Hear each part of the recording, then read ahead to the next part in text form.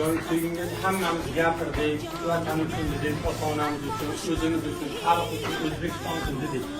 Hamma narsa gapirib bo'ladi. Bu o'yinda menimcha gapsiz bugun hamma narsaga nuqta qo'yadigan kunimiz. 3-4 yildan beri birgamiz, hammamiz oilamizdan ko'p bir-birimizni ko'rdik ketdi. Davlat oilaligimizni bugun ham ko'rsataylik. O'zbekistonda necha million aholisidan kutib o'tirib, to'xtamni qo'ygandan keyin biz hamcha boshimizni yerga qaratib o'tirishimiz. Bizlar O'zbekistondagi hamma o'zbeklar bugun bayram bo'lishi kerak. Bugun bu qolgan kun bo'lib qoladi do'stlar. Hamma miyasiga sig'dirsin. Bugun bu kun tarixda qoladigan kun bizlar uchun. Faqat yurishga. Bizda bitta o'yin bor. Qatar bilan o'yin kerak emas bizga. Bugun hal qilamiz hamma narsani. Davay, hamma birga bo'lsak, bular bizdan kuchli emas deb aytdi. Olsin Braziliyadan, Portugaliyadan, Portugaliyadan hammasi grajdan olsin. Lekin bugun kim bizga qarshilashda oldimizda tursa, Liboyni bugun hal qilishimiz kerak.